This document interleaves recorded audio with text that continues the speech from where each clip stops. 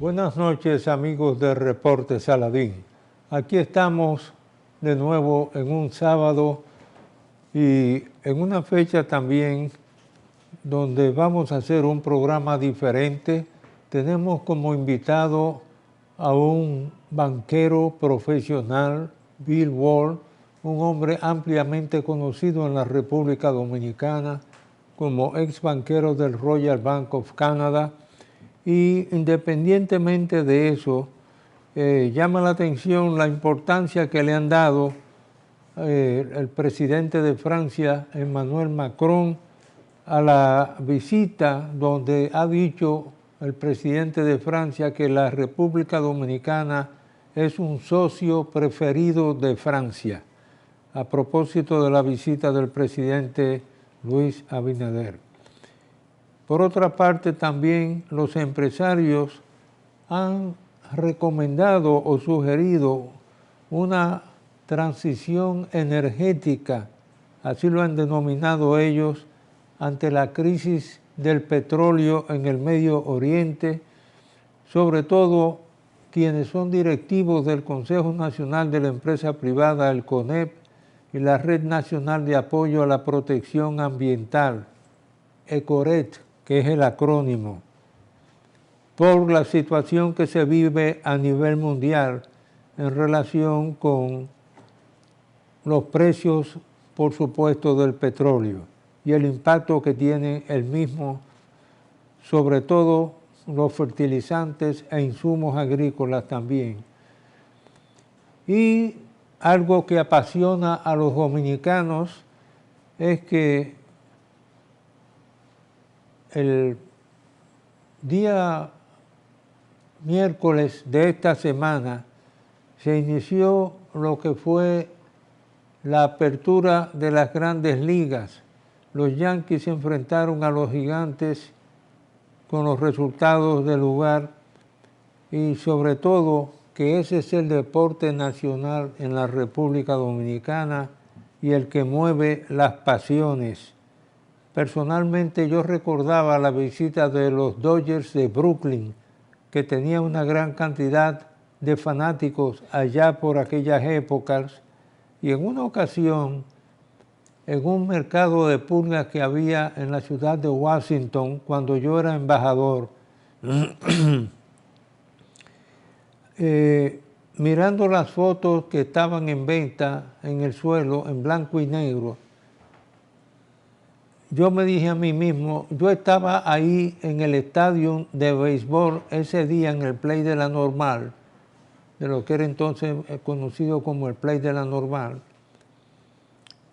Y cuando se tomó esa foto, y ahí se ve el público con saco y corbata, iban al Play, señores, con saco y corbata, y la foto de Jackie Robinson hablando con un fanático y con un bate en las manos.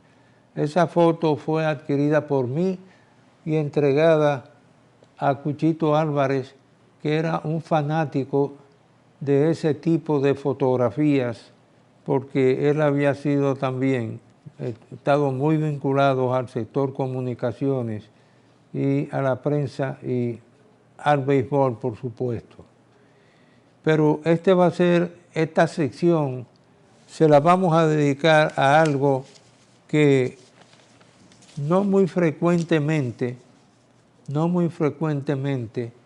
se toca ese tema con la atención, independientemente de que somos una isla, como dice un documental muy conocido, una isla de dos países, aunque no es la única, dicho sea de paso, y quisiera dedicarle este programa, esta sección del programa, a que Haití anunció un nuevo gobierno de transición con foco en la seguridad, la economía y, por supuesto, el primer ministro de Haití, Alex Didier Fils-Aimé, presentó el nuevo gobierno y me van a excusar por darle lectura a algunas secciones porque no es frecuentemente que se habla en los medios de comunicación de República Dominicana de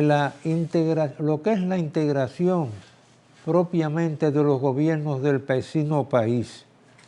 Y sobre todo que este nuevo gobierno, donde el primer ministro Alex Didier Fils-Aimé presentó el gabinete renovado que deberá enfrentar la crisis institucional y organizar los comicios del 30 de agosto de este año. Sobre todo que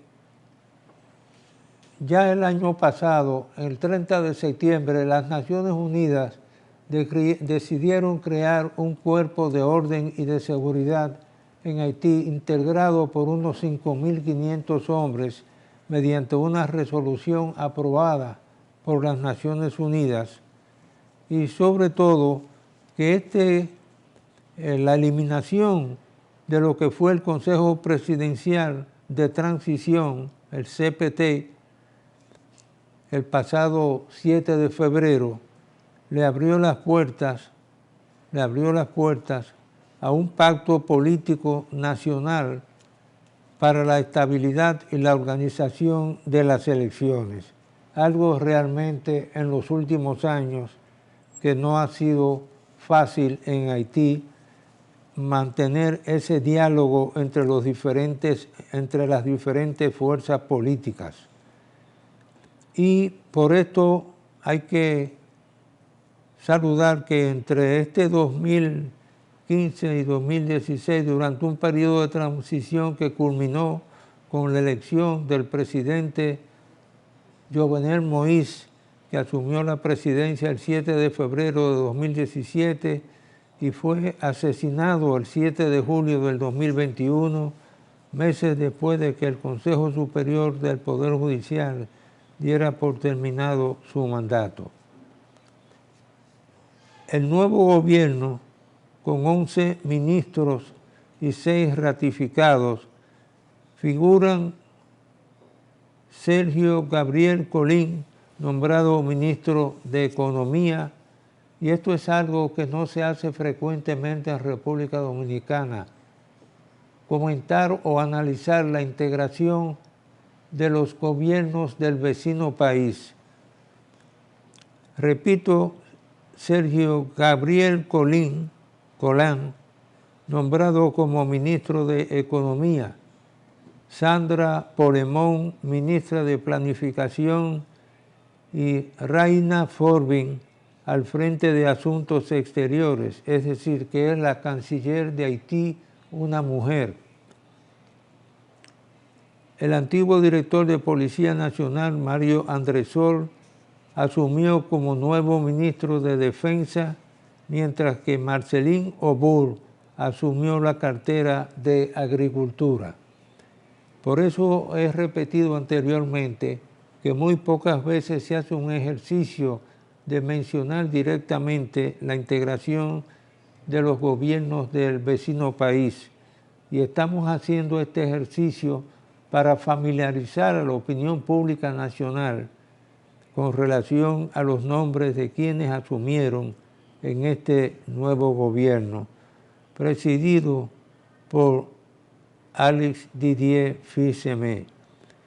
El Ministerio de Asuntos Sociales está a cargo de Marc-Élie Nelson y el de Medio Ambiente lo asume Valérie Fils-Aimé, mientras que Emmanuel Menard adopta el mando del Ministerio de Cultura. Stephanie Smith asume como líder de Turismo, Pitágoras Dumas del Ministerio de Deportes y Villonet de Mero del Ministerio de Educación. Fils-Aimé insistió también en la necesidad de pasar decididamente a la acción, y por eso él ha comentado, y es importante destacarlo, que esa nueva fuerza, ya que la policía altamente entrenada de Kenia se retiró de Haití recientemente, y la decisión que tomara el 30 de septiembre el Consejo de Seguridad de crear una nueva fuerza de unos 5.000 hombres para enfrentar la violencia que en Haití lamentablemente ha provocado la muerte de tantas personas. Fíjense, también destacó que había que pasar decididamente a la acción y se acabó el tiempo de los discursos bonitos, aclaró el flamante primer ministro. Y el tiempo. Asimismo, se mantienen en el gobierno los ministros del Interior, Paul-Antoine Bien-Aimé, de Justicia, Patrick Pellicier, de Sanidad, Beltrán Sinal, de la Condición Femenina, Pedrica Saint-Jean, de Comercio, James Monazar, y de los haitianos residentes en el extranjero. Haití siempre le ha dado una importancia extraordinaria a los asuntos de las remesas de los haitianos que envían desde el exterior, desde el mundo entero donde están dispersos. Y están también entre los ratificados, Sharina Lochar fue nombrada como secretaria de Estado de las Colectividades Territoriales y Jean-Wélio Patrick Crispin, secretario de Estado de Comunicación. El primer ministro elogió el sentido del compromiso y el espíritu de superación de los miembros del gobierno saliente que han trabajado en un contexto de crisis. Lamentablemente, hay que reconocer que aún con todos los esfuerzos que se han hecho por parte de algunos de los países de CARICOM, la ONU denunció la expansión de las bandas en Haití durante el último año de Puerto Príncipe, que han llegado hasta los departamentos del Centro y del Artibonito. Y, por supuesto, los altos niveles de violencia entre las pandillas, las fuerzas de seguridad, empresas privadas, grupos de autodefensa que han causado unos 5.519 muertos y 2.608 heridos entre el 1 de marzo del 2025 y el 15 de enero de este año. Esa información la dio la ONU, especialmente los derechos humanos, por una representante que tiene la ONU en Haití, la señora Marta Hurtado. Hay que señalar que esas expectativas de las elecciones para el mes, el 30 de agosto, se harán solamente realidad en la medida en que el Departamento de Cooperación Electoral de la Organización de Estados Americanos, OEA, le dé un apoyo a esas elecciones de Haití el 30 de agosto del presente año. Hacemos una breve pausa y retornamos en unos instantes.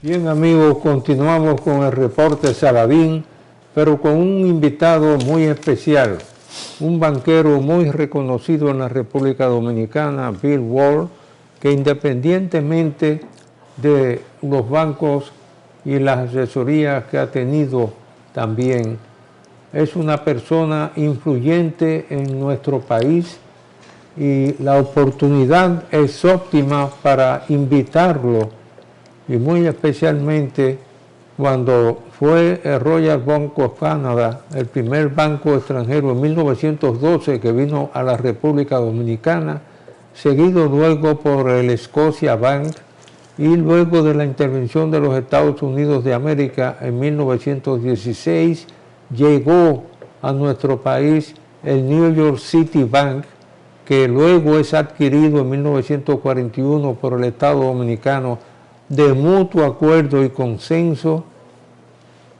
Y ustedes no lo van a creer, y que me excuse Bill por ocupar un poquito de su introducción, y es que se estableció una cláusula en ese contrato de compraventa con el Citibank, mediante la cual se establecía que el Citibank de New York no retornaría a la República Dominicana hasta 20 años después. ¿Cuándo regresó el New York City Bank a la República Dominicana? En 1962, exactamente 20 años después, para que ustedes vean la capacidad de previsión que tienen los banqueros. Ay, magnífica. Que conste que yo no llegué en ese año con el Royal, yo llegué a final del 63, pero sí conocía la historia. Y el Royal vino aquí de Puerto Rico, donde había abierto sucursal en 1907, por la South Puerto Rican Sugar. El Royal tenía sucursal en Guánica, cuando abrió, poco después de abrir en Puerto Rico, y la South Puerto Rican Sugar se interesó por las tierras que actualmente hoy es Central Romana. Y como no había banco internacional aquí, le solicitó a Royal si ellos podían venir aquí para atender sus necesidades financieras. Y el Royal vino en el 11, hizo una investigación y decidió que sí, que abría. Y abrió en el 12, edificó el edificio que todavía está ahí, no el actual, o sea, el último, pero el que está frente al Banco de Reservas, en esa esquina, que después pasó al Chase, en el año 62, 63, o por ahí, cuando Royal edificó su edificio nuevo. Una historia muy bonita, muy interesante. Alquilaron un edificio cuando llegaron mientras se construía ese, y estuvo en esa época, en la época en que se va el City, queda Royal y Nova Scotia, que llega en el 20, el Scotia. Es decir, quedan los dos bancos canadienses, y hubo un momento, que tú lo sabrás mejor que yo, que el gobierno de Trujillo salió con la idea de utilizar el dólar canadiense en el país. Y el Royal dijo que ellos no entraban en eso, y llegó a un acuerdo en principio con el Scotia, y el Scotia llegó a producir, o sea, en monedas de oro de peso. Yo tengo una por ahí. Es decir, una historia muy interesante de la banca canadiense, que realmente fue la que estableció el concepto de banca de menudeo, de cuenta de ahorro, que el City no, el City siempre fue una banca corporativa. Y enseñó al pueblo dominicano con esa libreta de ahorro azul, el orgullo que sentía cada padre dominicano que tenía esa libreta de ahorro del Royal Bank of Canada azul en esa época, hizo que muchos años después, ya en la década del 50, como una forma de aumentar los depósitos en otro banco nacionalizado, que fue el Banco de Reservas, Trujillo hizo obligatorio que cada empleado público tuviese que abrir una cuenta de ahorros y depositar una cantidad como una forma de estimular también el ahorro nacional. Mira, te voy a contar, y me permite, porque sé que no hemos entrado en materia, pero hay un caso simpático. El que abre la sucursal de Puerto Plata de Royal Bank es don William Reed, que lo había empleado Royal en Gran Bretaña y había sido funcionario gerente de la sucursal de Royal en Santiago de Cuba. Y lo envían aquí a Puerto Plata, y yo cada vez que hacía una conferencia de banco decía, me imagino a don William Reed por ahí, por las lomas de Puerto Plata, convenciendo al campesino a ahorrar. Y yo me imagino él diciendo, mira, poner dinero cuenta oro para tener intereses. Y hablando con Anna Reed, la hija de William, me dice, tú te ríes de eso, pero te voy a contar una anécdota. Es verdad que mi padre salía a las lomas a buscar dinero para que lo trajeran al banco, pero le pasó un caso simpatiquísimo. Había un señor que era reacio a eso y finalmente mi padre con paciencia lo convence y él trae su dinero al banco. Y él le pide a su asistente que en un saloncito de conferencia cuente el dinero para que se abra la cuenta. Y abre su cuenta de ahorro con esa libreta. Y este es el chiste simpático. Él ve la libreta, el Royal había traducido, en vez de poner activo y pasivo, ha dicho, es debe y haber. Y entonces el hombre lee aquello y dice, no, aquí no es que debe haber, aquí lo hay porque aquí lo hemos contado todos juntos y yo traje mis cuartos y no es cuestión de que debe haber.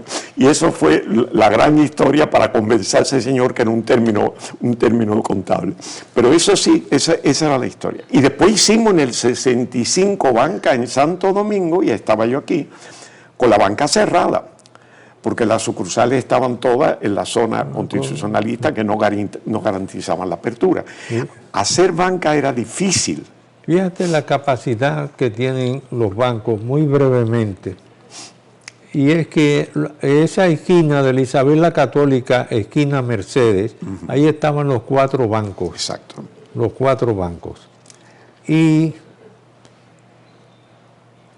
el Royal Bank of Canada hizo un estudio ya en la década de los 70, para determinar dónde estaría, fíjate la capacidad que tienen los banqueros, para determinar dónde estaría el centro de la ciudad de Santo Domingo en el año 2000. Estamos hablando de 1970. Sí. Y resultó, de acuerdo a ese estudio que se hizo en esa época, que determinaron que sería en la Winston Churchill esquina 27 de febrero. Exacto. Y ahí construyó The Royal Bank of Canada su oficina principal, sí, señor, que luego pasaría por las manos de diferentes bancos. Sí, así es. Diferentes bancos. Mira la capacidad de predicción que tienen los banqueros. Era una banca, sí. Pero vamos a hablar en materia. Todo el mundo está concentrado hoy en día en lo que es el comportamiento y desempeño de la economía dominicana. Inclusive hay titulares de periódicos que titularon en un momento dado, bajan a 3% previsión de crecimiento de República Dominicana. Independientemente de las disidencias que hay en las agencias financieras internacionales, las disidencias y diferentes opiniones en cuanto al comportamiento que proyectan. Por ejemplo, el Banco de América se dice que estimaban que proyectaba un 4.2% del Producto Interno Bruto, pero la redujo en función,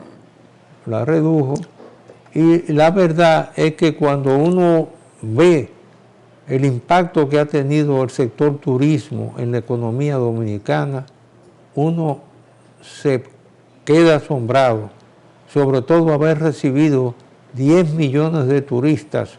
Uno que vio los comienzos de esa industria turística, muy especialmente con el apoyo del Banco Mundial que recibió el Banco Central de República Dominicana en un momento dado, y se desarrolló el primer polo turístico que fue propiamente Puerto Plata, independientemente de los esfuerzos individuales que había hecho Central Romana Corporation. Pero aparentemente hay una competencia en cuanto a las predicciones de comportamiento, de crecimiento de la economía dominicana en el presente año 2026. La situación mundial actual nos pone en una situación difícil porque en la clasificación de riesgo de República Dominicana de BB indica que no obstante los elementos positivos, como ha sido lo que tú mencionaste del turismo, los más de 10.000 millones de dólares en remesas, el aumento en el precio del oro, que ha aumentado obviamente, amén de una diversificación de las exportaciones dominicanas, el ingreso de divisa, entre ellos también un aumento en la inversión extranjera directa. Pero sí señala todos los informes del Fondo Monetario que hay debilidades, que en caso de un desajuste en la economía mundial, República Dominicana podía sufrir los efectos. En este momento no hay que olvidar que el talón de Aquiles nuestro es que no producimos petróleo, no producimos hidrocarburos. Importamos unos 140.000 barriles de petróleo y derivados del petróleo y combustible. La refinería dominicana, Refidonza, tiene capacidad para unos 30 a 33.000 barriles diarios, ¿no?, de refinamiento. Los demás son otros productos, pero fíjate bien que 140.000 barriles, vamos a poner el precio del petróleo, que el gobierno este año en su presupuesto calculó que serían 60, 63.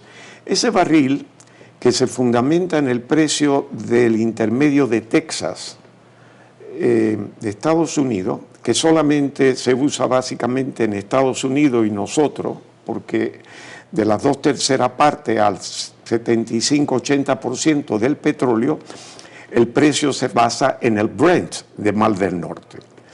Entonces nosotros tenemos a base que es más económica. La diferencia hoy entre el Brent y el de Texas son $11. Eso es lo que se ha ampliado con esta situación, siendo el Brent más alto.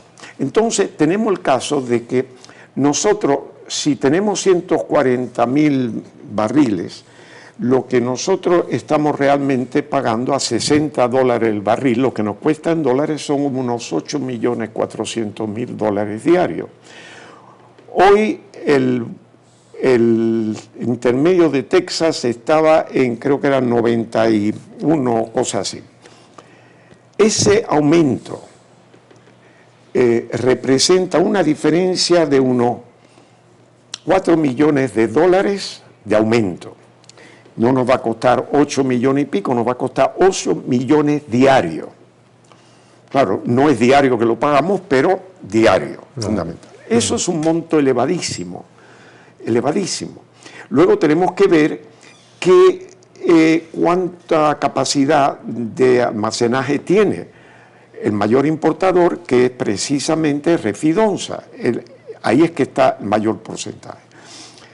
Si vemos estos dos elementos para una guerra que no le estamos viendo el fin, yo originalmente hablé de 2 a 3 semanas, pero por otros motivos que no voy a entrar en ello ahora, no veo con claridad la salida de esa guerra.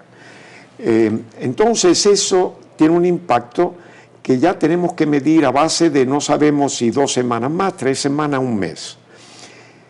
No se trata de tener 10.000 millones de pesos ni 12.000 millones de pesos en reserva. ¿Para qué? 12.000 millones de pesos, nada más que son 200 millones de dólares. Esto es un commodity. El commodity reacciona no con la lógica necesariamente de oferta y demanda, que es un factor, es la percepción del mercado.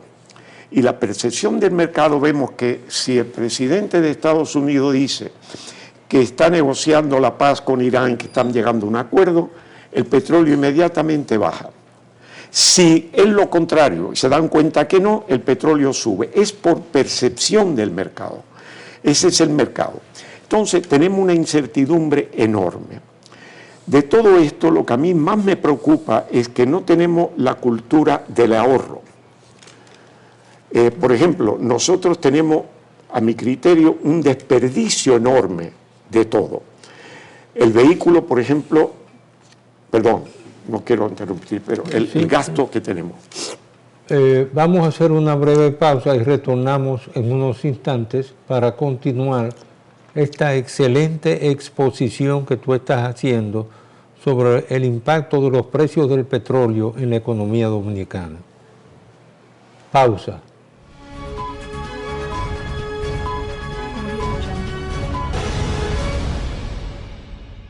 Bien, amigos, continuamos con el reporte Saladín en esta entrevista con uno de los hombres mejor informados de República Dominicana, ex banquero Bill Ward. continuamos con esta entrevista. Roberto, estos son cifras nada más para dar una idea. El problema nuestro es que no este gobierno, yo no critico a este gobierno ni al otro gobierno, esto viene, esto es casi cultural. Antes de empezar el programa tú hablabas de la situación del mundo a raíz de la Segunda Guerra Mundial y durante la Segunda Guerra Mundial de la escasez. Cuando hay escasez, los países tienen que reducir el consumo de lo que sea. Ahí se escasea. El problema nuestro es que en los mejores tiempos hay una gran dependencia en el desarrollo económico, sobre todo del factor del consumo, basada en subsidios, no subsidios puntuales, no subsidios necesariamente por tiempo muy marcado, sino casi permanente. Llega que la sociedad depende de esos subsidios. Tenemos, por ejemplo, el caso de la energía eléctrica, que es una deficiencia muy seria y que depende precisamente en gran parte de los hidrocarburos. Y las fallas en transmisión, por ejemplo. Y la cultura de que mucha gente consideran que eso es una riqueza que le corresponde como ciudadano. No tienes que pagarla.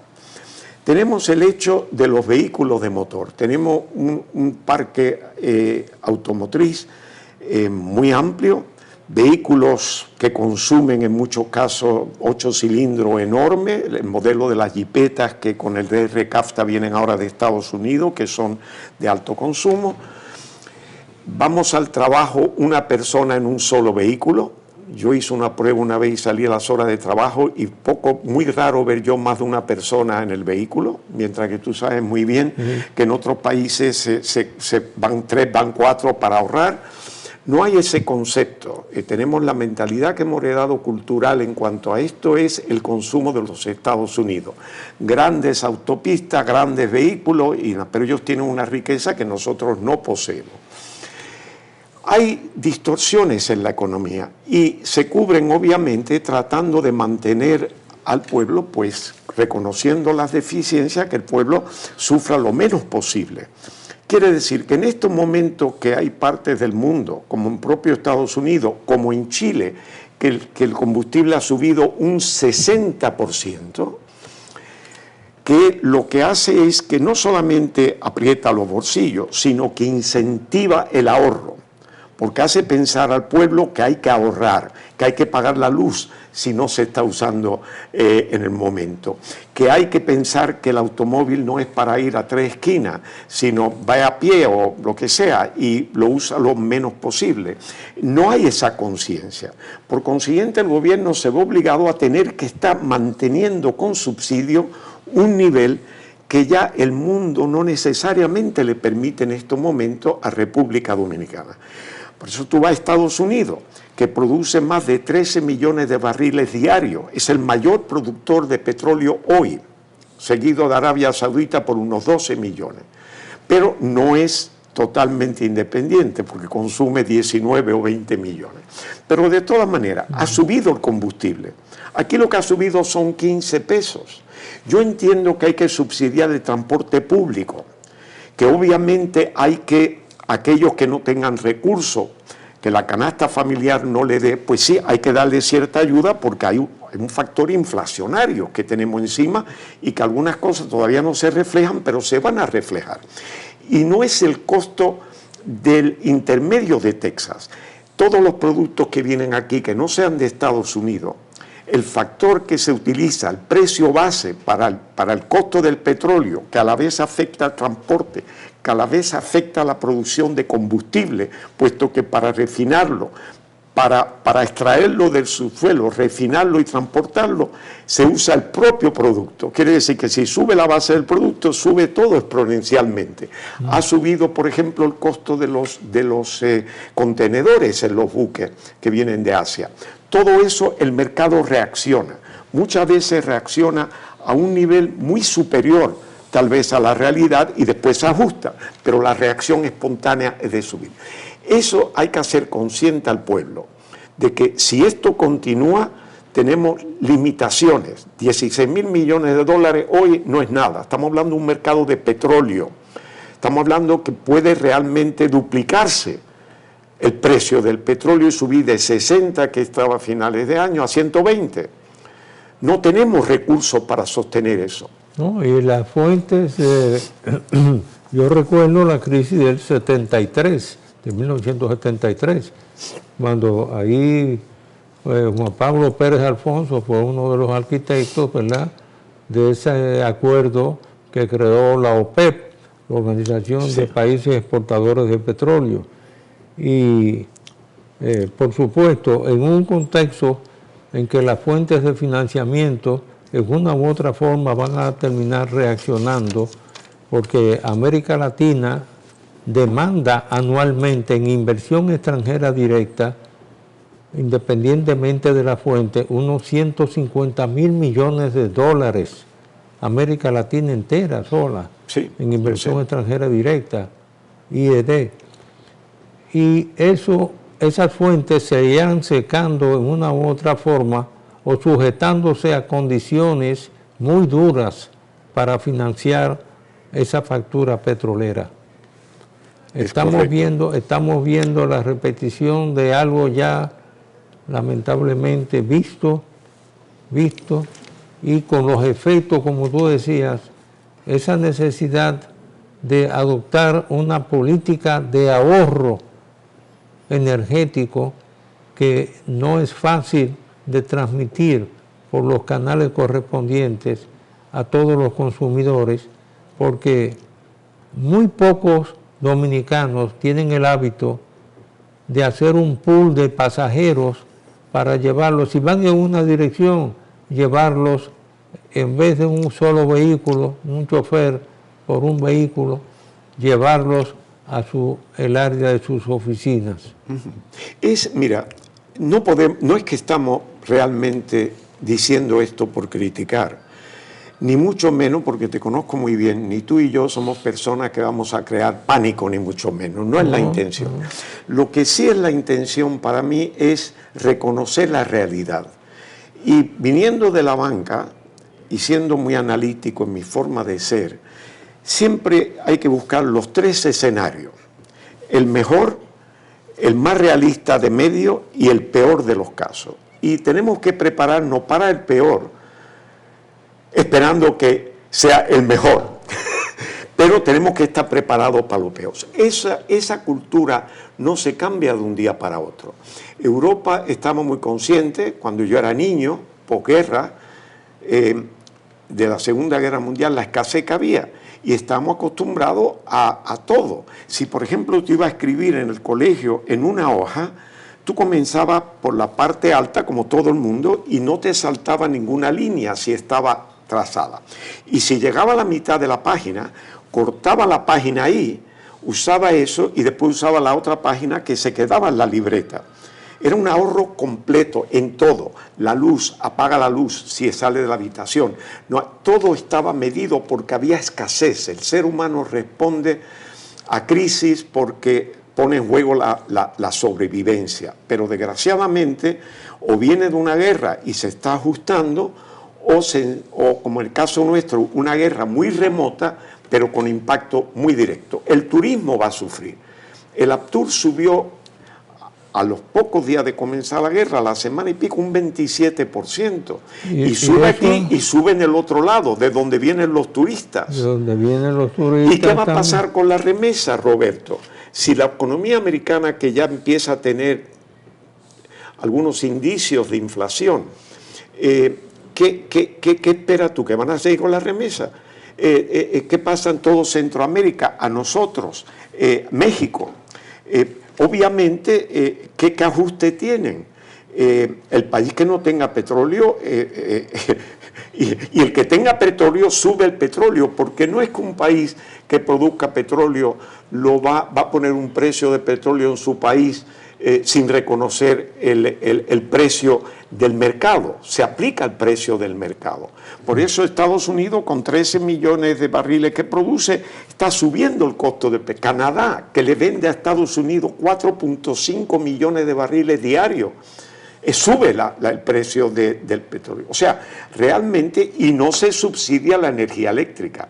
Lo que se acostumbra a subsidiar es el transporte público, todo eso está subsidiado. Pero realmente lo que es la energía es el consumidor. El consumidor tiene que asumir una responsabilidad. Si usted no puede pagar o considera que no va a poder pagar el consumo, usted tiene que reducir el consumo, al menos que busque otra fuente de ingreso. Eso es fundamental. Yo creo que es triste tener que decir eso, pero me preocupa muchísimo porque queremos mantener el mundo igual como si no sucediera nada. No, ese milagro, por eso lo califico de milagro, ese milagro teóricamente no se va a dar. Y por eso la disciplina es la hora de la disciplina a nivel de todos los países del mundo. La hora de la disciplina, porque con esos precios que tiene hoy el petróleo, ya sea que las variaciones que se producen tanto en el precio del petróleo, a veces uno ve que son centavos, pero a veces son 2, 3 y 4 dólares. Un solo aumento. Y eso tiene un reflejo y produce una cadena de aumento en los fletes marítimos, por ejemplo, y por supuesto, ahí la única defensa que tiene un país, como lo ha vivido lamentablemente Cuba, que se ha visto restringida por las situaciones de quienes eran los proveedores del petróleo a esa isla, y hoy en día con los aumentos de precios, pues ha cambiado la política de quienes eran donantes de ese combustible a esa isla, aunque pagaban un cierto precio, pero ya Venezuela, ya la ex Unión Soviética, Rusia también, prácticamente no están en condiciones de establecer ni siquiera lo que fueron el Acuerdo de San José. En el Acuerdo de San José, que se firmó entre Venezuela y México para beneficiar a los países de las islas del Caribe, tú recordarás qué parte de la factura era que se financiaba. Sí, pero mira, hay un elemento que hay que entender.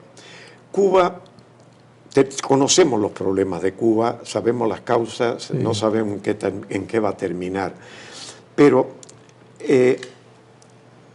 no ha evolucionado la economía, no ha evolucionado ni socialmente ni nada. Se ha mantenido el régimen como un régimen, diría yo, de religión musulmana que tiene la ley del Sharia, que data de cuando Mahoma escribió el Corán. No ha evolucionado, porque ha sido de un país muy abierto a un país totalmente cerrado. Por consiguiente, no es el mejor ejemplo. Pero nosotros sí tenemos un ejemplo aquí que podemos seguir. Nosotros tenemos anualmente la época de huracanes. Y hay planes. Y hay planes para en caso de un huracán. Hay hasta el elemento de reaseguro para poder recurrir a fondos de fuera para cubrir pérdida en el país. Es el mismo concepto. Bueno, lo que salvó en cierta parte al gobierno de don Antonio Guzmán Fernández, independientemente de que yo escribí un artículo en el periódico El Caribe de una página completa describiendo todas las medidas que se tomaron a raíz del huracán de San Zenón el 3 de septiembre de la década del 30. Sí. Yo escribí ese artículo para poder ilustrar las reacciones del gobierno de turno en esa oportunidad, de todas las medidas que se tomaron, independientemente de las ayudas exteriores que se recibieron. Y hoy en día, lamentablemente, toda esa cultura de disciplina y de ahorro ha sido olvidada. Nos quedan unos 2 minutos, pero no queremos dejar de darte las más expresivas gracias por esta contribución que tú haces públicamente al pueblo dominicano, a las autoridades dominicanas, haciendo este análisis tan importante de lo que es la disciplina. Aquí tenemos un exponente, mi querida esposa Berta Níndez Saladín, que vive apagando luces, inclusive vive apagando luces donde no hay que apagarlas, en sitios públicos, pero ella siempre, como persona disciplinada, las apaga. En eso nos parecemos, porque yo voy haciendo lo mismo. Desde pequeñito me obligaban. En el Royal Bank of Canada, en los años 80, 70, en los edificios, el edificio donde está la casa matriz en Toronto, en Montreal, un letrerito en cada interruptor de luz: apague si no en uso. Entonces, un país que produce energía hidráulica enorme, en cantidades enormes, que el área de Toronto tiene plantas nucleares, el costo de la energía en Canadá es bajo porque tiene 2 millones de lagos y muchos ríos. Entonces, ahí tiene eso. Pero, por ejemplo, igualmente los estados financieros anuales de los bancos es en papel reciclado. Y ya tú sabes los bosques que hay. Hay un concepto del ahorro, hay un concepto de reciclaje. Esos países, cuando viene una crisis como esta, están en mucho mejores condiciones que estamos nosotros para ajustarse. No es un sacrificio, es un hábito. Nosotros tenemos el problema ese.